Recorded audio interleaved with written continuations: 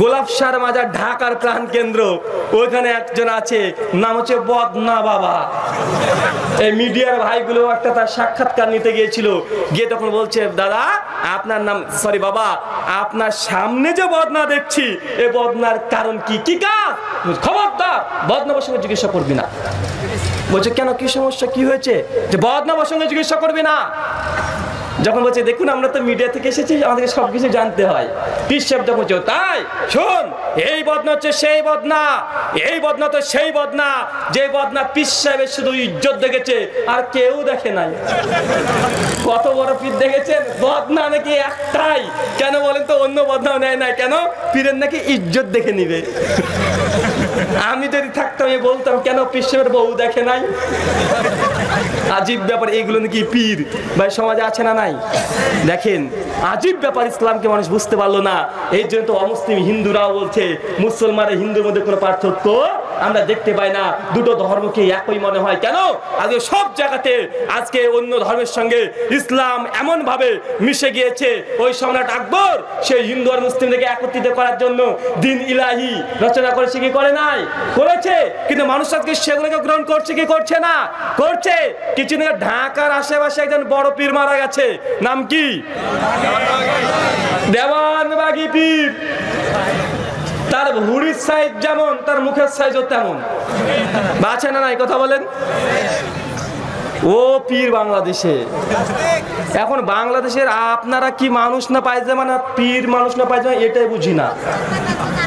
ওর একটা ভিডিও দেখলাম কিছুদিন আগে, বলছে তোমাদেরকে যদি বলি নবীজির কন্যা ফাতেমা আমার বউ, তোমরা বিশ্বাস করবে? আর মুরিদ বলছে জি হ্যাঁ আমরা বিশ্বাস করি। আর একটা ভিডিও দেখলাম, রোহিঙ্গা মুসলিমপুরে যখন নির্যাতন হচ্ছে সেই সময়তে পীর সাহেব বলছে তার মুরিদকে, সরি মুরিদরা বলছে পীরকে, যে পীর সাহেব আমাদের রোহিঙ্গা মুসলিমদের উপর নির্যাতন হচ্ছে, অনেক ব্যক্তিরা তো অনেক কাজ করছে, আমরা এখন কি করব? পীর তখন বলছে বাবা কালকে রাত্রিতে আল্লাহর সঙ্গে কথা হয়েছে, আল্লাহর সঙ্গে আমার মিটিং হয়েছে, আল্লাহ বলেছে ইন্নাল্লাহা মা সাবিরিন, তুই ধৈর্য ধারণ করবে, তোর সঙ্গে আছি, মানে কিছু করতে হবে না। ভাই এটাও পীর। কয়েকদিন আগে মারা গিয়েছে এই ব্যক্তি, মারা যাওয়ার পরে ওর ব্যাটা হয়েছে, ওর ব্যাটা আবার আর এক ডবল ভণ্ড, ও আবার ডবল ভণ্ড। ও আবার লাইভ এসে বলছে, ফেসবুকে বলছে, যে বলবে যে দেওয়ানবাগী মারা গিয়েছে, মরে গেছে, এই ব্যক্তি পাক্কা মুনাফিক, বলে নাউজুবিল্লাহ মিন জালিক। আবার ওর ব্যাটাই বলছে যারা বলবে দেওয়ানবাগী মারা গেছে, দেওয়ানবাগী মারা যায় নাই, বরং পর্দা নিয়েছে। কেন, মেয়ে মানুষ নাকি রে ভাই, ওখানে পর্দা নিবে? দেওয়ানবাগী মরে নাই, পর্দা নিয়েছে। দেওয়ানবাগী মারা যাওয়ার আগে কি পরে জানি না, একটা গান আছে তার মুরিদরা তৈরি করেছে দেওয়ানবাগীকে কেন্দ্র করে, এবং ব্যাপক ভিউ চারিদিকে বাজতেও শুনছি। গানটা কি জানেন? গানের 23টা লাইন আছে, লাইনে লাইনে শ্রিক, বাংলাদেশ নাকি সংখ্যাগরিষ্ঠ মুসলিম দেশ, এখানে এমন গান চলছে পীরকে নিয়ে, প্রত্যেকটা লাইনে লাইনে শ্রিক। গানের 4টে অংশে দেখেন কি বলছে, 4টে অংশ আপনাকে বলি, গানের অংশ বলছে দেখেন কি, আমরা আশিকে রাসূল দেওয়ানবাগীর ভক্ত, দেওয়ানবাগী আর কেউ না স্বয়ং প্রভুর দীপ্ত, দেওয়ানবাগীর দয়া ছাড়া স্বাধীন বাংলা হতো না, দেওয়ানবাগের পতাকা তলে কে কে যাবি চলে আয়। ভাই বলতে কথাগুলো যেগুলো বলছে, দেওয়ানবাগীর দয়া ছাড়া স্বাধীন বাংলা হতো না, মানে উনার দয়া। আজীব ব্যাপার। আবার বলছে দেওয়ানবাগী আর কেউ না স্বয়ং প্রভুর দীপ্ত, মানে দেওয়ানবাগী আর কেউ না আল্লাহরই নূর। ভাই এটা খ্রিস্টানদের আকীদা না ভাই? তারপরে এগুলো বাংলাদেশেই আছে, সংখ্যাগরিষ্ঠ মুসলিম দেশ। বা বলতে এই ফিতনা থেকে বের করা মানুষকে এতই সোজা জিনা কেন? মানুষ তো 10 টাকা দিয়ে জান্নাত পেতে চাই, কেন? কারণ মানুষের ব্রেনকে এইভাবে ধোলাই করা হয়েছে, পীরের মাঝে 10 টাকা দিবি তুই জান্নাত চলে যাবি। আছে না নাই? আছে। এই শিক্ষার জন্য আজকে ইসলামকে বিকৃত করা হয়েছে।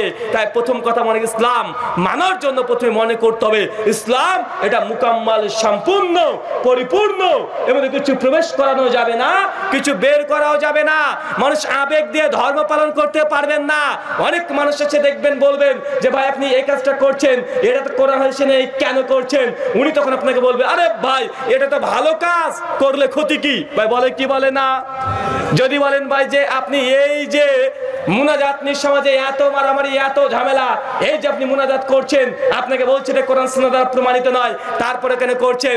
উনি বলবেন, আরে আল্লাহর কাছে 2 হাত তুলে দোয়া করেছি, খারাপ কি পেলে এখানে? হাতই তো তুলেছি, পা তুলেছি নাকি? বা বলে কি বলে না? বলে। ভাই মনে রাখবেন, মানুষ আবেগ দিয়ে ধর্ম পালন করলে ধর্ম হবে না, বরং ওই নির্ভর হয়ে ধর্ম পালন করতে হবে। ভাই ভালো কাজ বেশি করাটাই যে ধর্ম এটা নয়। ভাই বলেন তো, জোহরের নামাজ প্রতিদিন কত রাকাত পড়ি? 4 রাকাত। ভাই প্রতিদিন ফরজ নামাজ কত রাকাত পড়ি? 17 রাকাত। ভাই প্রতিদিন কি 17 রাকাত পড়ি? জি না। জুমার দিনে কত রাকাত পড়ি? জুমার দিন 2 রাকাত পড়ি, মানে 15 রাকাত হলো কি হলো না? এখন আকাশ থেকে ধপ করে যদি কোনো আল্লাহর ওলি পড়ে, আর পড়ার পরে যদি বলে আসো আজকে আমরা জুমাকে 4 রাকাত পড়াবো, নামাজ পড়বেন? কেন পড়বেন না রে ভাই? নামাজ পড়া ভালো কাজ না খারাপ কাজ? কথা বলেন। ভালো কাজ না খারাপ কাজ? ভালো কাজ। তো জুমা কেন 4 রাকাত পড়বেন না? ভাই রুকু আমরা কয়বার দিই? 1 বার না 2 বার? 1 বার। রুকু দেওয়া ভালো কাজ না খারাপ কাজ? ভালো কাজ। তো বলবেন রুকু তো প্রতিদিন 1 বার দিয়ে আজকে টুকটুক করে 2 বার মেরে দিবেন। সিজদা 2 বার দিই, রুকু কেন একটা দেবো? রুকু দেওয়া তো ভালো কাজ, ডবল মেরে দিবেন, দিলে ক্ষতি কি? ভালো কাজ। ভাই বলুন তো, খাতনা দেওয়া ভালো কাজ না খারাপ কাজ? খাতনা দেওয়া মানে মুসলমানি দেওয়া, সারকাম সেশন করা, ভালো কাজ না খারাপ কাজ? ভালো কাজ। হাজামকে ডেকে বলে একটু বেশি করে করে দে। ভাই কি হবে বলেন তো ভাই? ফরজই বাতিল। ওর বিয়ের সাথে আর কিছু হবে না, আর যদি বিয়ে হয়ে থাকে বউ পরের দিন পালিয়ে যাবে। ভালো কাজ বেশি ভালো করাও যায় না, যতটা এসেছে অতটাই করতে হয়। অজস্র প্রমাণ আছে। আসেন, ইসলাম বোঝার দ্বিতীয় মূলনীতি, ইসলাম এটা মুকাম্মাল। আবেগ দিয়ে ধর্ম চলবে না, যতটাই এসেছে ততটাই করতে হবে। আল্লাহ কোরআনে বলছে, মা আতাকুম রাসূলু ফাকুযুহু ওয়া মা নাহাকুম আনহু ফান্তাহু। রাসূল তোমাকে যা দিয়েছে সেটা গ্রহণ করো, যা দেয় নাই সেটা বর্জন করো। সহিহ বুখারী কিতাবুন নিকাহ হাদিস না 5063। বিশ্বনবীর স্ত্রীর কাছে 3 জন সাহাবী একসঙ্গে এসেছে। কয়জন? 3 জন এসে বলছে যে আম্মা জান, আল্লাহ রাসূল কেমন আমল করতেন একটু আমাদেরকে বলেন। সরাসরি আম্মা জান বলছেন, মানে নবীজির স্ত্রী বলছেন, আল্লাহ রাসূল এই আমল এই আমল এই আমলগুলো করতেন। যখন এই কথা বলেছে, 3 জন সাহাবীর মধ্যে একজন বলছে, কোথায় আল্লাহ রাসূল আর কোথায় আমরা? আল্লাহ রাসূল এই কটা আমল করে? আল্লাহ রাসূল তো নবী, তার তো জান্নাত ওয়াজিব, জান্নাত হবে, কোনো সন্দেহ নেই। আমরা তো সাধারণ মানুষ, আমাদের জন্য এই আমলটা যথেষ্ট নয়। 3 জনের মধ্যে একজন চট করে দাঁড়িয়ে বলছে, আমি সারা রাত্রি তাহাজ্জুদের নামাজ পড়বো, রাত্রিবেলা তার ঘুমাবো না। আরেকজন বলছে, সারাদিন আমি সিয়াম রোজা পালন করব, কখনোই আমি রোজাকে ত্যাগ করব না। আরেকজন উঠে তখন বলছে, আমি কখনোই বিয়ে করব না। কি করবে না? বিয়ে করবে না। ভাই বলতে 3 জন সাহাবী ভালো কাজ করতে চেয়েছে না খারাপ কাজ? একজন বলছে সারা জীবন আমি রোজা পালন করব, আরেকজন বলছে সারা রাত তাহাজ্জুদের নামাজ পড়বো, আরেকজন বলছে সারা জীবনে বিয়েই করব না। এই 3টে মন্তব্য করেছে, 3টেই ভালো কাজ। এই কথা যখন প্রচার হয়ে গেছে, বিশ্বনবীর কাছে কানে এসেছে, বিশ্বনবী বলছে তাদেরকে আমার সামনে নিয়ে এসো। নিয়ে আসার পরে বিশ্বনবী বলছে, তোমরাই কি তারা যে এই কথা বলেছো? জি আল্লাহ রাসূল, আমরাই তারা, আমরা এই মন্তব্য করেছি। রাসূল তখন বলছে, ফাওয়াল্লাযী নাফসি বিহাদি মুহাম্মদ, সেই সত্তার কসম যার হাতে আমার প্রাণ আছে। এই কথা বলে বিশ্বনবী বলছেন, গোটা বিশ্ব জগতের যে ব্যক্তি সবচাইতে আল্লাহকে বেশি ভয় করে তিনি আমি নবী মুহাম্মদ সাল্লাল্লাহু আলাইহি ওয়াসাল্লাম। আমি রাতে ঘুমাই, আবার তাহাজ্জুদের নামাজটাও পড়ি, স্ত্রীকে সময়ও দিই, আবার বিবাহ সাধে করেছি, স্ত্রীকে সময় দিই। আবার বিশ্বনবী বলছেন, আমি রোজা পালন করি, রোজাকে ছেড়ে দিই। শেষ কথা মারাত্মক। আল্লাহ রাসূল বলছে, ফামান রাগিবান সুন্নতি ফালাইসা মিন্নি, যে ব্যক্তি আমার এই সুন্নাত থেকে একটু বিমুখ হবে, উল্টা পাল্টা করবে, বাড়িয়ে দিবে অথবা কমিয়ে দিবে, ফালাইসা মিন্নি, সে আমাদের দলভুক্ত নয়। হাদিসের অর্থটা বুঝেননি? যদি বুঝতাম এই হাদিসের শেষ অংশটাই, মুসলিম উম্মাহ যত ফিতনা আছে, যত কুসংস্কার আছে, যত বিদাত আছে, সব এই ছোট্ট একটা অংশ যদি বুঝতেন, অবশ্যই আমাদের মধ্যে মতনৈক্য থাকতো না। বিষ্ণু বলছেন শেষ কথা, ফামান রাগিবান সুন্নাতি ফালাইসা মিন্নি, আমার এই সুন্নাত থেকে যারা একটু বিমুখ হয়ে যাবে সে আমাদের দলভুক্ত নয়। সাহাবীরা কিন্তু খারাপ কাজ করতে চায় না। বলে নাই মদ খাবো, গাঁজা খাবো, এই কথা বলে নাই। বলেছে কি সারা রাত তাহাজ্জুদের নামাজ পড়বো। আল্লাহ রাসূল কেন বললো যদি সারা রাত তাহাজ্জুদের নামাজ পড়ো, বা এটা কি খারাপ কাজ? কথা বলেন। সারা জীবন রোজা পালন করা খারাপ কাজ? বিয়ে করবে না আল্লাহর উদ্দেশ্যে জীবনটাকে উৎসর্গ করে দিবে, খারাপ কাজ? কাজ খারাপ না, তবে কেন আল্লাহ রাসূল বলছে এটা ইসলামে করা যাবে না? কারণ এটা বিশ্বনবী থেকে অনুমোদিত নয়। বরং রাত্রে কিছুটা ঘুমাবেন আর কিছুক্ষণ নামাজ পড়বেন, এটা ইবাদত, এটা ইসলাম। এখানে কিছু বাড়ানো যাবে না, কমানো যাবে না। সাহাবীরা তাহাজ্জুদের নামাজ পড়া ভালো কাজ, তো সারা রাত পড়াটা ভালো নয়। ইসলাম এটা ভারসাম্যপূর্ণ জীবন ব্যবস্থা। মুসান্নাফ আব্দুর রাজ্জাক হাদিস নাম্বার 7384 এবং মুসনাদে আহমদ হাদিস নাম্বার 6112 সনদ হাসান। আব্দুল্লাহ ইবনে আমর ইবনে আস রাদিয়াল্লাহু আনহু তিনি বলছেন যে আমার বাপ মানে আমার বাবা আমাকে একটা খুব ধনী সুন্দরী কুরাইশ গোত্রের নারীর সঙ্গে বিবাহ দিয়ে দেয়। কিছুদিন সময় যায়, আমার বাবা একদিন আমার স্ত্রীর কাছে সে বলছে যে আমার ছেলেকে কেমন পেয়েছো? সঙ্গে সঙ্গে তার স্ত্রী বলছে যে আপনার ছেলেকে খুব সুন্দর পেয়েছি, পরেজগার দিনদার ব্যক্তি, তবে আমার একটা সমস্যা আছে। কি সমস্যা? বলছে আপনার ছেলে সারা রাত তাহাজ্জুদের নামাজে দাঁড়িয়ে থাকে আর সারাদিন রোজাতের মধ্যে থাকে, সিয়ামের মধ্যে থাকে। কথা বুঝতে পারছেন? সারা রাত্রি তাহাজ্জুদে দাঁড়িয়ে থাকে আর সারা দিনটা রোজার মধ্যে থাকে। এই কথা বলেছে কে বলেন তো? বৌমা তার শ্বশুরকে বলে দিয়েছে। সঙ্গে সঙ্গে আব্দুল ইবনে আমর ইবনে আসের পিতা এসে তখন আব্দুল ইবনে আমর আসকে কঠোর ভাবে একদম হামকি ধুমকি দিয়ে বলছে তোমাকে কুরাইশদের মধ্যে সবচেয়ে বড় ভালো সুন্দর মেয়ের সঙ্গে বিয়ে দিয়েছি, এত বড় সুন্দর একটা ধনী পরিবারের নারীর সঙ্গে বিয়ে দিয়েছি, আর তুমি এই কাজ করো, তোমার স্ত্রীকে সময় দাও না। তখন ইবনু ওমর থেকে আরো বর্ণনা আছে বিভিন্ন সূত্রে, মানে এখান থেকে বোঝা যাচ্ছে যে সারা রাত্রি তাহাজ্জুদ নামাজ পড়া এটা ইসলাম অনুমোদন দেয় না, বরং স্ত্রীকে সময় দিতে হবে কি হবে না? কথা বলেন। সময় দিতে হবে, মানে ভালো কাজ বেশি করবেন বেশি করবেন এটা ইসলাম নয়। ইসলাম যেমনটা এসেছে ততটাই করতে হবে, বাড়ানো যায় না, কমানো যায় না। এটার নামই হচ্ছে ইসলাম। কিন্তু আমরা মানুষরা মনে করি যে ইবাদত যত ইচ্ছা তত করব। আছে না নাই? কথা বলেন। আছে। একটা সমস্যার সমাধান দিই। হাত তুলে মুনাজাত নিয়ে একটা সমস্যা আছে না ভাই? আছে তো। আপনাদের কারো অনুভূতিতে আঘাত দিতে চাই না। মানুষের মধ্যে একটা ধারণা আছে, মানুষ মনে করে হাত না তুলে দোয়া হয় না। ভাই এমন কিছু মনে করে না যে দোয়া করলাম হাত তুলবো না, কেমন দেখায় না? হাত তুলছি না দোয়া করছি, এটা কেমন দেখায়? ভাই বলে কি বলে না? ভাই মনে করেন দোয়া মানে যে হাত তুলতে হবে এই কথা সঠিক নয়, বরং দোয়া তো 3 ভাগে বিভক্ত। কয় ভাবে? কথা বলেন। 3 ভাবে বিভক্ত। এক, কিছু কিছু দোয়া আছে আপনি একা নিজেই 2 হাত তুলে দোয়া করবেন, দোয়া হয়ে যাবে, এখানে ইমাম সাহেবকে ডাকার দরকার নাই। আর কিছু কিছু দোয়া আছে ইমামেরও দরকার নেই, আপনার হাত তোলার দরকার নেই, শুধু জিওয়া নড়ে নড়ে দোয়া পড়বেন, দোয়া হয়ে যাবে। প্রমাণ ভাই মসজিদে ঢোকার দোয়া আছে না নেই? হাত তুলে করেন। ইমামকে ডাকেন। মসজিদ থেকে বের হওয়ার দোয়া আছে না নেই? হাত তুলে করেন। ইমামকে ডাকেন। ভাই বলুন তো পোশাক পরার দোয়া আছে না নেই? হাত তুলে করেন। পায়খানা ঘরে ঢোকার দোয়া আছে না নেই? হাত তুলে করেন। করবেন না তুলে? পায়খানা ঘর থেকে বের হওয়ার দোয়া আছে না নেই? হাত তুলে করেন। জুতো পরিধানের দোয়া আছে না নেই? হাত তুলে করেন। যানবাহন ওঠার দোয়া আছে না নেই? হাত তুলে করেন। জি না, আমরা হাত তুলে এগুলো করি না। তার মানে আপনাকে বুঝতে হবে যে দোয়া মানেই হাত তুলতে হবে, এ কথা সঠিক নয়। ভাই বোন তো স্ত্রী সমাসের দোয়া আছে না নাই? কারা কারা হাত তুলে করেন? একটু হাত তোলেন তো দেখি। কিরে ভাই কেউ তোলেন না কেন? আপনার ধারণা যে দোয়া মানেই হাত তুলতে হবে। জি না, দোয়া মানে যে হাত তুলতে হবে কথা সঠিক নয়, বরং ইসলামের অজস্র জায়গা আছে সেখানে কোনো মানুষই হাত তোলে না। ইসলাম এটা মুকাম্মাল সম্পূর্ণ দিন, এর মধ্যে বাড়ানো যায় না, কমানো যায় না। এটার নাম হচ্ছে ইসলাম। এখানে একটা পয়েন্ট দিই, শরীয়তের মধ্যে সংযোজন করতে পারবেন না, কমাতেও পারবেন না। এটা মানুষ তো আমরা তো দূরের কথা, নবী রাসূলকে ইখতিয়ার দিয়েছিলেন না। কাদেরকে? নবীদেরকে আল্লাহ ইখতিয়ার দেয় নাই। প্রমাণ সূরা ইউনূস 15 নম্বর আয়াত খুলে দেখেন। কুরাইশের বেশ কিছু ব্যক্তি এসে বিশ্বনবীকে বলছে ওয়াইতিবি কোরআনি গায়রি হাযা, হে মুহাম্মদ সাল্লাল্লাহু আলাইহি সাল্লাম আপনার উপরে যে কোরআনটা অবতীর্ণ হয়েছে এই কোরআনের পরিবর্তে নতুন একটা কোরআন আনেন।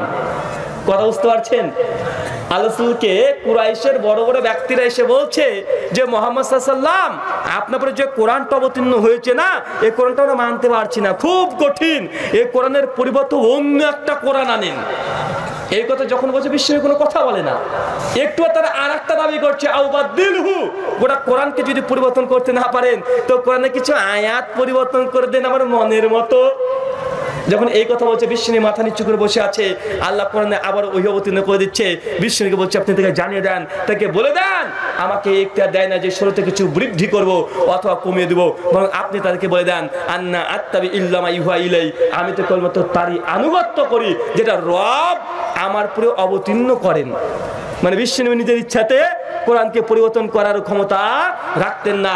ওয়ামা ইয়ানতিকু আনিল হাওয়া ইন হুয়া ইল্লা ওয়াহয়ু ইউহা, বিশ্বনবী সেই কথাই বলে যেটা আল্লাহ তারপরে ওহী অবতীর্ণ করে দেয়। সূরা নাজম সূরা নম্বর 53 আয়াত নম্বর 3 এবং 4।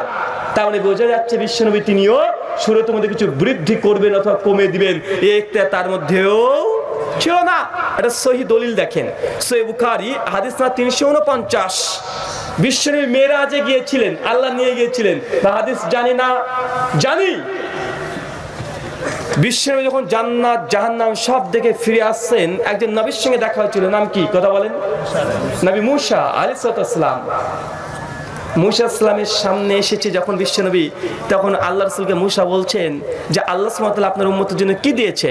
সে বলছেন যে ফারাজা খামসিন সালাতান, আমার উম্মতের জন্য 50 ওয়াক্ত নামাজ দিয়েছে। কত ওয়াক্ত? 50 ওয়াক্ত নামাজ দিয়েছে।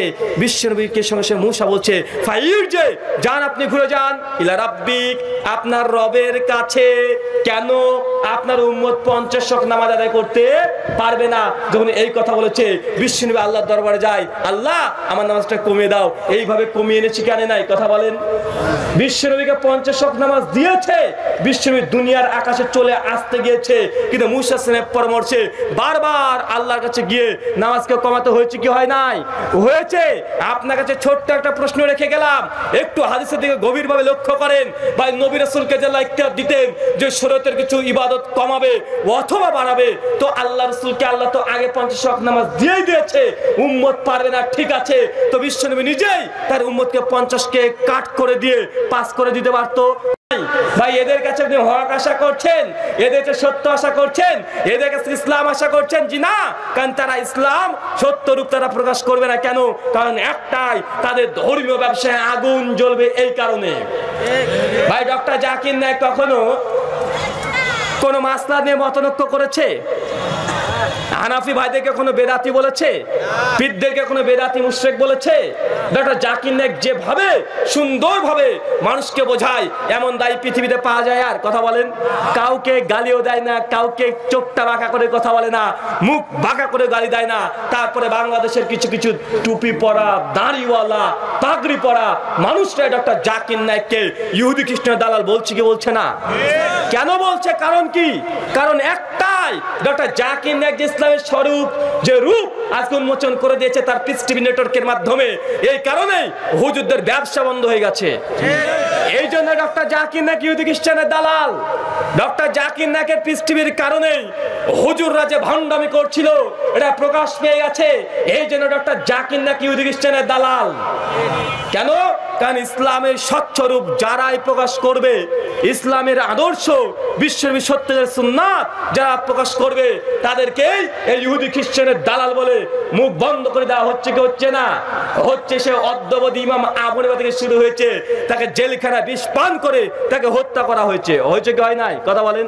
ইমাম আহমদ রাহিমাহুল্লাহকে হাম্বলি মাযহাবের প্রতিষ্ঠাতা বলা হয়, ইমাম আহমদ ইবনে হাম্বল। তাকে প্রতিদিন 100 বেত্রাঘাত মারতে মারতে মারতে মারতে তার চামড়াকে একদম বেদামি করে দিয়েছে। কেন? সেই সময় দেশের শাসকের বিরুদ্ধে শুধু কথা বলেছিল কোরআন মাখলুক না কোরআন আল্লাহর সিফাত, এই কারণেই। ইমাম মালিকের একই অবস্থা, তারও এক হাতকে একদম পঙ্গু করে দিয়েছে। প্রত্যেকটা যারা ব্যক্তিত্ব ছিল ইসলামের, তাদের প্রত্যেককে এই আচরণগুলো করা হয়েছে। ইমাম ইবনু তাইমিয়া 23টা বছর কেটে গেছে জেলখানায়। চিন্তা করেছেন? 23টা বছর জেলখানায় কেটে গেছে। ইমাম বুখারীকে যিনি আমরা এত গর্ব করি, এত মর্যাদা তার বৃদ্ধি করি, কিন্তু ইমাম বুখারীকে তার নিজের দেশ থেকে বিতাড়িত করেছে, খালি পায়ে চটি পর্যন্ত নিতে দেয় না। কারা কথা বলেন? বেদাতিরা। এতই ভয়ঙ্কর তারা, ইমাম বুখারীর মতো মানুষকে তারা ছেড়ে নাই। ইমাম আহমদ ইবনে হাম্বলের মতো মানুষকে ছেড়ে নাই, ইমাম আবু হানিফা রাহিমাহুল্লাহর মানুষকে মতো ছেড়ে নাই, ইমাম মালিকের মতো ইমামকেও, মদিনার ইমাম, তাকেও তারা রেহাই দেয় নাই। তাই আপনাকে বলছি, আপনি হীনমন্যতায় ভুগবেন না। অবশ্যই কষ্ট হলেও হকের প্রচার করতে হবে, কি হবে না? হবে। আমরা এই জন্যই বলি, যদি সত্য যদি মানতে চান আপনাকে জ্ঞান অর্জন করতে হবে। কানের ব্যায়াম করতে যদি আসেন ভাই, হক পাওয়া সম্ভব নয়। হাদিস এটা ইসলামের একটা দলিল। হাদিস কি ভাই? ইসলামের দলিল। এক শ্রেণীর মানুষ তো হাদিসকে অস্বীকার করে দিয়েছে, আর আরেক শ্রেণীর মানুষ হাদিসকে তারা দুর্বলতা প্রকাশ করার জন্য একটা নতুন ফিতনা সৃষ্টি করেছে। কি ফিতনা জানেন? নবীর হাদিস মানা যাবে না, মানতে হবে সুন্নাত। এই স্লোগান আছে না নাই? যেমন কোন ব্যক্তি না, বড় বক্তা, নবীর হাদিস মানা যাবে না, মানতে হবে সুন্নাত। ভাই কথা বলছে না? আবার দলিল পেশ করছে, বলছে হাদিস যে মানতে হবে এই মর্মে কোরআন হাদিসে কোনো দলিলই নেই। আবার বলছে আহলে হাদিস যারা, তারা বলে বুখারী বুখারী বুখারী করে চিৎকার মারে। আরে বুখারীতে তো আল্লাহ রাসূল দাঁড়িয়ে পেশাব ফিরেছে, আহলে হাদিসরা কেন দাঁড়িয়ে পেশাব ফিরে না? ভাই এরকম কথা বলছি কি বলছে না? বুখারীতে আছে বিশ্বনবী 11টা বিয়ে করেছে, আহলে হাদিসরা কেন 11টা বিয়ে করে না? ভাই কথা বলছে কি বলছে না? বলছে। মানে হাদিসকে তারা অস্বীকার পরোক্ষভাবে করছে কি করছে না? করছে। বলছে হাদিস মানা যাবে না, মানতে হবে সুন্নাত। তো আমি সেই বক্তার উদ্দেশ্যে এই কথা বলি, সে বক্তার নাম বলি না। আমরা কারণ নিয়ে আলোচনা করলে সমালোচনা করি না, কিন্তু অভিযোগ যখন আসে বা আমাদেরকে কথা বলতে হবে, কি হবে না? হবে। বিশ্বনবীর হাদিসকে অস্বীকার করা মানে বিশ্বনবীর আদর্শকে অস্বীকার করা, কি করা নয়? করা। এই জন্য আমি বলেছি ভাই, বলুন তো হাদিস কাকে বলে? কথা বলেন, হাদিস কাকে বলে? রাসূলের কথা, রাসূলের কাজ, রাসূলের সমর্থন, এই তিনটে জিনিসকে হাদিস বলে। তো কথা, কাজ, সমর্থন, কল ফেল তাকরির। সুন্নাত কাকে বলে? বিশ্বনবী যে কাজটা করেছে, কর্মটা করেছে, এটাই সুন্নাত। দাবি কি? হাদিস মানা যাবে না, সুন্নাত মানতে হবে। এবার ওইসব হুজুরদেরকে গিয়ে বলবেন, হুজুর আপনি বললেন হাদিস মানা যাবে না, সুন্নাত মানতে হবে। সুন্নাত কি? রাসূল যে কাজ করেছেন এটাই সুন্নাত, আপনি এটার মানার দাবিদার। পাল্টা প্রশ্ন করেন, আল্লাহ রাসূল তো দাঁড়িয়ে পেশাব ফিরেছে, আপনি বললেন তো রাসূলের কাজ যদি সুন্নাত হয় তো দাঁড়িয়ে পেশাব আপনি আগে ফিরেন। কথা বোঝাতে পারিনি? সুন্নাত কোনটা রে ভাই? রাসূলের মুখের কথাটা সুন্নাত না কর্মটা সুন্নাত? কর্মটা। তাহলে সুন্নাত মানতে হবে। তো ভাই দাঁড়িয়ে পেশাব বিশ্বনবী ফিরেছেন, তো তার কর্ম তো এটা। তো তোমরা আগে দাঁড়িয়ে পেশাব ফিরো, আমাদেরকে বলো কেন? আজীব ব্যাপার। রাসূল 11টা বিয়ে করেছেন, এটা কর্ম। তো তো কর্ম যদি সুন্নাত হয় তো এই মানার দাবিটা কাদের হওয়া উচিত? তোমরা বলছো আমরা সুন্নাত মানি, তো 11টা বিয়ে কারা করবে? তোমরা আগে করো। বা এটাকে বলা হয় টিট ফর ট্যাট। ট্যাট আমাদের অ্যান্টিভেনাম জবাব। মানে এটা হাদিসকে অস্বীকার করার তারা চোরাগুলো মুক্ত করেছে। আর একটা আপনাদেরকে উত্তর দিয়ে যায়। ভাই বলুন তো, বিশ্বনবী মেরাজে গিয়েছেন, জান্নাতের বর্ণনা তিনি বলেছে কি বলে নাই? এটা কি হাদিসের অন্তর্ভুক্ত হবে না সুন্নাতের অন্তর্ভুক্ত হবে? জি, এটা হাদিসের অন্তর্ভুক্ত। বিশ্বনবী বর্ণনা বলেছে মুখ দ্বারা, এটা কি হাদিস। যারা বলছে হাদিস মানা যাবে না, সুন্নাত মানতে হবে, তাকে বলেন হুজুর হাদিস যদি মানা না যায় তো বিশ্বনবী যে জবান দ্বারা, মুখ দ্বারা, জিহ্বা দ্বারা যে জান্নাতে বর্ণনা করেছেন, দিয়েছেন, এগুলোকে অস্বীকার করেই দেখেন। জাহান্নামে বর্ণনা আছে না নাই? এটা হাদিস না সুন্নাত? হাদিস। অস্বীকার করে দেখো। কিয়ামতের আলামত বিশ্বনবী বলেছে কি বলে নাই? এটা হাদিস না সুন্নাত? এটাও হাদিস। অস্বীকার করে দেখো। কবরের আযাব হবে কি হবে না বিস্তারিত বিবরণ আছে না নাই? আছে। এটা হাদিসের অন্তর্ভুক্ত না সুন্নাতের অন্তর্ভুক্ত? হাদিসের অন্তর্ভুক্ত। আমরা অস্বীকার করেই দেখো। ভাই এটা মনে রাখবেন, ইসলামকে আজকে না বোঝার কারণে, ইসলামের উসুল, ইসলামের নীতিমালা না বোঝার কারণে আজকে মুসলিমদের মধ্যে এক শ্রেণীর মানুষ বিভ্রান্ত হচ্ছে কি হচ্ছে না? হচ্ছে। আল্লাহ সুবহানাহু ওয়া তাআলা তুমি আমাদেরকে এগুলো বোঝার তৌফিক দান করো। সকলে বলি আল্লাহুম্মা আমিন। 2 নম্বর পয়েন্ট মনে রাখবে, ইসলাম বোঝার মূলনীতি, সেটা প্রথমেই আপনাকে ধারণা করতে হবে ইসলাম মুকাম্মাল, পরিপূর্ণ, সম্পূর্ণ, কোনো অপূর্ণতা নাই। ইসলাম কি? সম্পূর্ণ। এবং নতুন কিছু সংযোজন করা যাবে না, বাদও দেওয়া যাবে না। যেমনটা এসেছে তেমনটাই। পবিত্র কোরআন সূরা মাইদা সূরা 5 আয়াত নম্বর 3 আল্লাহ বলছেন আল ইয়াউমা আকমালতু লাকুম দীনাকুম, আমি দ্বীন ইসলামকে মুকাম্মাল সম্পূর্ণ করে দিলাম। এটা কার দাবি কথা বলেন? আল্লাহ বলছে ইসলামকে আমি সম্পূর্ণ মুকাম্মাল করে দিলাম। এখন ইসলাম যদি সম্পূর্ণ হয় বা বলতে ইসলামের মধ্যে কোনো কিছু যুক্ত করা যাবে? কথা বলেন, যুক্ত করা যাবে? যুক্ত করা যাবে না। কিন্তু বক্তা হুজুর প্রথমে আলোচনা করতে এসে বলছে ইয়া নবী সালাম আলাইকা, ভাই বলে কি বলে না? হুজুর দলিল কই? আর দলিল বাপ দাদা আছে না নাই? কথা বলেন। হুজুর 40 খানা করলেন, বাপ মারা গেল। বেটা ভাবছে 40 খানা করেছি, বাপ মারা গেছে। খুব কষ্ট করে 3টে গরু কিনেছে, 1000 মানুষকে খাওয়াইছে। খাওয়ার পরে বলছে বাপ মারা গেছে, আমি 40 খানা দিয়েছি। বেটা ভাবছে কি না কি করে দিয়েছে।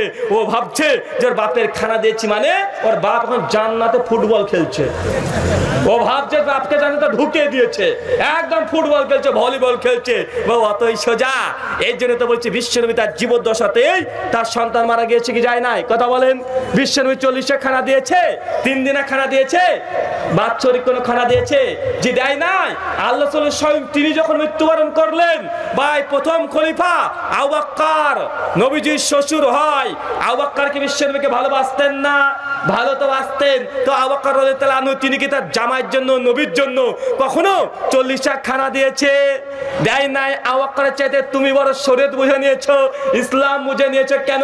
আবু বকর যে আমল করেনি তুমি সে আমল করছো, আবার বলছে এটা নেকির কাজ। বা আছে না নাই? আবু বকর বিশ্বনবীর 2.5 বছর পর মৃত্যুবরণ করেছে। আর আম্মা জান আয়েশা রাদিয়াল্লাহু আনহা আবু বকরের কন্যা 59 হিজরিতে মৃত্যুবরণ করেছে। তার স্বামী মারা গেছেন নবী মুহাম্মদ। আয়েশা রাদিয়াল্লাহু আনহা তিনি কখনোই একদিনের জন্য যে 40 খানা দিয়েছে, বাৎসরিক খানা দিয়েছে এমন কোনো প্রমাণ আছে? তার বাপ মারা গেছে আবু বকর। আয়েশা রাদিয়াল্লাহু আনহা এত বড় একজন মুহাদ্দিস, একজন মহিলা, এত জ্ঞানে পরিপক্ক, তিনিও কখনো তার বাপের নামে কোনো খানা দিয়েছে? কখনো মিলাদ পড়েছে? কখনো কিয়াম করেছে? করে নাই। তো তারা আম্মা জান আয়েশা তিনি ইসলাম বুঝলেন না, আর আপনাদের জটালা হুজুর ও বেশি বুঝে নিয়েছে। বাঁচে না নাই? কথা বলেন।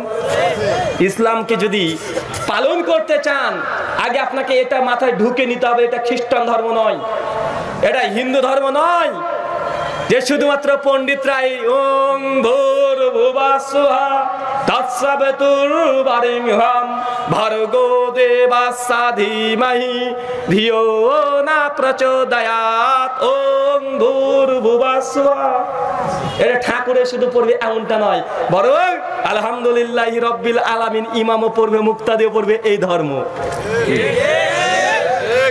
হিন্দুদের উপাসনা শুধু ঠাকুর যদি ওম ভূর ভুবস্সুহা পড়ে দেয় সবার জন্য হয়ে যায়। কিন্তু ইসলাম মক্কার ইমামের জন্য যেটা ফরজ, আপনাদের এই নাটোরের ফকিরের বাচ্চা ফকির, ওর ছেলে যদি বয়স সাবালক হয়ে যায় ওর জন্য তাই ফরজ, ওর জন্য 5 ওয়াক্ত নামাজ ফরজ। আপনাদের এখানে ফকিরের বাচ্চা, তার জন্য 5 ওয়াক্ত নামাজই ফরজ। ওর জন্য যদি 30টা রোজা সিয়াম ফরজ হয়, আপনাদের বাংলাদেশীদের জন্য 30টা রোজাই ফরজ। হিন্দু ধর্ম আছে শুধু ঠাকুর মন্ত্র পড়বে, হয়ে গেল সবার পুজো করা, শুধু শেষে ভাঙা 2-4টে প্রসাদ দিয়ে দিবে। এটা ইসলাম ধর্ম, এটা এমন নয়। ইমাম যদি রুকু করে মুক্তাদিকে রুকু করতে হবে, বা হবে কি হবে না? সকলকেই করতে হবে। কিন্তু মানুষ তো ইসলাম থেকে বুঝলো না, ইসলাম থেকে না বোঝার কারণে আজকে ইসলাম তার না বোঝার কারণে আজকে ইসলামের সঙ্গে অন্য ধর্মের কোনো পার্থক্য দেখা যায় না। জওহরলাল নেহেরু আমাদের ইন্ডিয়ার প্রধানমন্ত্রী, তিনি একটা বই লিখেছেন দ্য ডিসকভারি অফ ইন্ডিয়া। পৃষ্ঠা নম্বর 13-তে তিনি লিখেছে যে পৃথিবীর বিভিন্ন দেশ ভ্রমণ করলাম, আশ্চর্য হলাম, মানুষ ধর্ম নিয়ে মারামারি করছে, ধর্ম নিয়ে দেশ ভাগ হয়ে যাচ্ছে, কিন্তু আমি তো কোনো পার্থক্যই পেলাম না হিন্দু আর মুসলিমদের মধ্যে। মেরা নজদীক কোই ফার্ক নেই হে হিন্দু আর মুসলিম কি আন্দার। এই কথা বলছে জওহরলাল নেহেরু। কেন বলছে? আমার নিকটে, আমার চোখে, আমার দৃষ্টিতে হিন্দু আর মুসলিমদের মধ্যে কোনো পার্থক্য পাই নাই। দেশ ভাগ করা কি আছে ধর্ম দিয়ে? এটা কাকে বলছে? পণ্ডিত জওহরলাল নেহেরু। কেন জানেন? কারণ এটাই হিন্দুরা করছে দুর্গা পূজা, মুসলিমরা করছে দর্গা পূজা। এই কথা আমার নয়, পণ্ডিত জওহরলাল নেহেরু তিনি বলেছেন যে মুসলিমরা করছে দর্গা পূজা, আমরা হিন্দুরা তো দর্গা পূজা করছি না, দুর্গা পূজা করছি। দুটোই তো এক। পার্থক্য দুর্গা দাঁড়িয়ে আছে, দর্গায় বাপ শুয়ে আছে। দুর্গা হচ্ছে মা, দরগায় আছে বাপ। দুর্গা পুজোতে যাবেন, মন্ত্রতন্ত্র জপ করার পরে দেখবেন দুর্গা পুজোর পরে ঠাকুর মশাই প্রসাদ মিশে হাতে ধরিয়ে দিবে, একদম মাথায় মুছে নিয়ে চলে গেলেন খেতে খেতে। দরগাতে দাঁড়িয়ে দেখবেন হুজুর কি কি যে বলে, বলার পর দেখবেন আপনার হাতেও প্রসাদ চলে আসবে, নাম দিয়েছে তাবাররুক। আছে না নাই?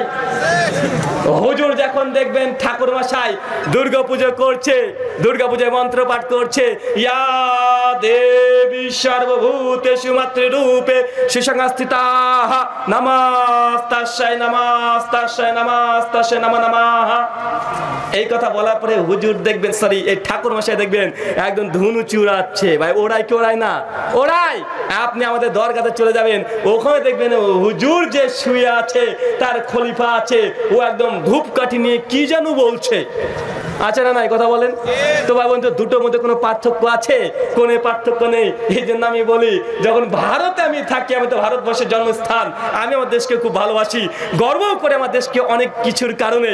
তো ভারতবর্ষে যখন থাকি তো ওখানে সব আমাদের মায়ের ছড়াছড়ি, দুর্গা মা, লক্ষ্মী মা, কালী মা, সরস্বতী মা, ভগবতী মা, জগদ্ধাত্রী মা, মনসা মা, মার মা। আর বছরে একবার বাংলাদেশে আসি, এখানে মা পায় না, সব বাপ।